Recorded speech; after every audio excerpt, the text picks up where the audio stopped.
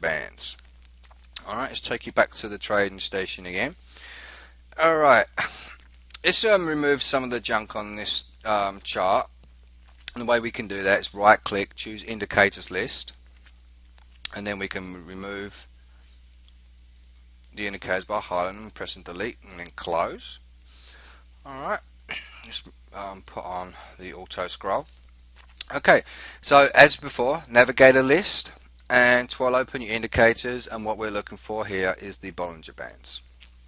And go ahead, left click, drag and drop, and you'll have some parameter settings that you'll need to adjust. Now the period you can leave as it is, the deviations too you can leave it as it is. We've got a medium sea green here. Well, what I'm going to do is I'm going to just choose black, okay, and I'm going to choose a larger thickness as well so we can see the lines better, and I'm going to click on OK. Alright, so okay, so let's see where let's minimize this window a little bit so we can see some more information. Alright, now the Bollinger Bands basically takes a measurement of the volatility previously and then applies the volatility kind of information ahead. So when you see a lot of movement in the market, like you say if it's going up, you'll start seeing the top band, which is here, and the bottom band, which is here, getting further and further apart from each other.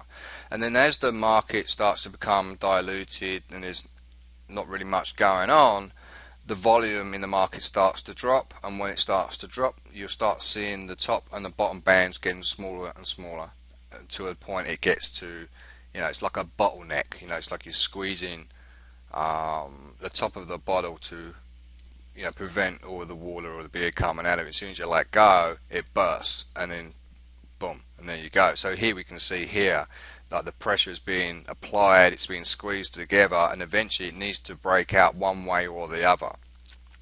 Normally the general rule of thumb is that the first indicator to break out, either the top or the bottom, will dictate where it's going to go. Alright, let's give you another example. Like for instance, we can see that as the market's gone up, we can see now the bands are moving further away from each other, but as the market is starting to become smaller in volume, the bands start to get smaller and get close together.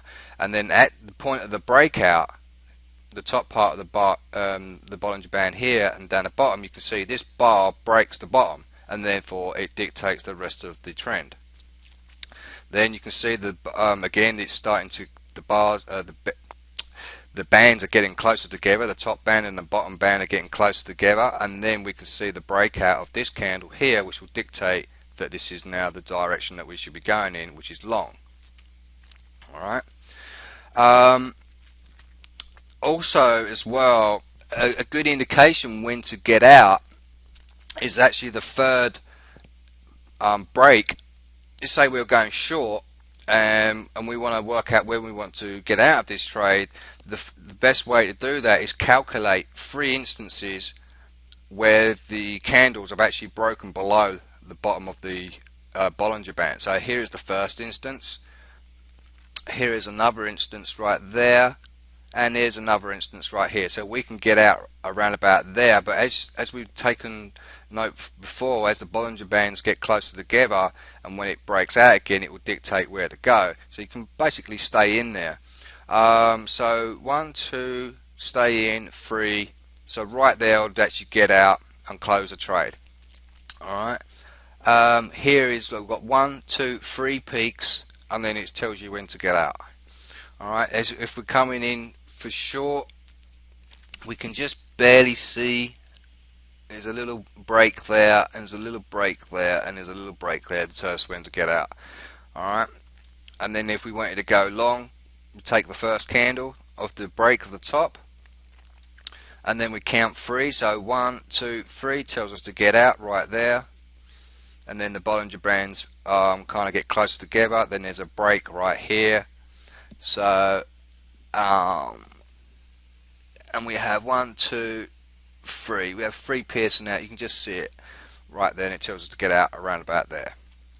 Alright, another way that we can actually use the Bollinger Bands is to really wait for the Bollinger Bands to be hit at the bottom, and then take the break of the middle Bollinger Band, and then take the third exit of the bar, like when it pierces above. So there's bar number 1, here's bar number 2, here's bar number 3, and we close out right here. Alright, and then we can see that the Bollinger Bands are being hit by the candle, and then there's the candle here that actually breaks the middle of the Bollinger Band, and then we can go short on the next bar. Now it's important that the body really does break the middle of the Bollinger Band. You don't really want it to have the tail or the wick to break it. You really need the body to break it. Like this is the instance here when the market came down, it came below the Bollinger Bands. It didn't really get to that point where it hit that bottom of that Bollinger Band, but it's close enough, so it's still okay. And then we basically went long on the next candle on this bar here. So here is our confirmation, and the top part of the body here actually closes above this middle part of the Bollinger Band. Alright, and then we get out on the third peak of the candlestick, which is that green bar right there. So the same thing again for when we want to look for a short trade. Is we want to see it penetrate through the bottom here, and then make sure that the next candle is also below, and then go short. And here we are, we're going short, and we're waiting for 1, 2, 3. 3 bars actually penetrate outside of the bottom of the Bollinger Band, and then we'll basically close our trade there, and then we'll wait for another break. Alright, so here we can see that where the bears have actually got tighter, closer together, and then we're looking for the break. This one here is not really a true break because it's still inside the bottleneck, but when it starts to break out to really show some definition in its move, that's your first alert. And then we can see right here it is time to go long here. From the time of the last video to this video, it was literally about 60 seconds, and we can see now that I've just made like another 40 pips on this trade, so we're 173 pips up on this. Alright, equivalent, it's about 1.7%. It might not mean a lot of money to most people, but when you see my trading style, you'll see hopefully that this bounce will get very big towards the end. Alright, so yeah, you don't really need to trade too aggressively, just trade normal money management, and then you should be okay. Alright, so basically this is how we work with the Bollinger Bands.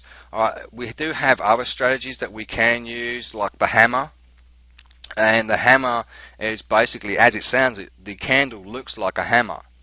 Alright, and when you see them appear at the bottom, you go long, or when you see like twin peaks, you go long as well. Here is like one kind of like twin peaks when you have 2 candles basically of the same bottom part of the body that equal, then you can go long. And the same thing with a short trade, you're really looking for 2 bars. But we will get into this a little bit more in candlestick formations and how we can use them in conjunction with other indicators as well. Alright, but for the time being I can't really see any. Well, here's a bit of a hammer here that happens right at the bottom, but it's not a perfect one. There's an inverse hammer. But anyways, but yeah, I will leave you with that. So just basically, for the most part, what you would really want to look for is really these areas here where they basically come in together, and then your time to actually get ready to go for the trade is when they start to expand out from each other, and then when the bar breaks one or the other, that will dictate where to go. You can see this one breaks going on the new bar, and then crikey, look, this one just keeps on going up. Alright, when to get out? Well, this bar here actually closes below the middle of the Bollinger Band. You could essentially, from here to there, that's 135 pips. So from there, essentially, you could book in 50 pips and not close the trade and see what happens to see if it keeps on going up. If you chose that option, crikey, that's 400 pips in 54 times 4 hours. That's 200 hours, and this one 70. That's 280 hours. So that's about almost about a week and a half. This trade at the moment we have open, it's been open since the 7th and it's now the 12th, so it's 5 days that this trade has been open plus the weekend. Alright, 180 pips up. Anyway, so I will leave you with that video for the moment, and I will see you very shortly in the next one. Alright, bye for now.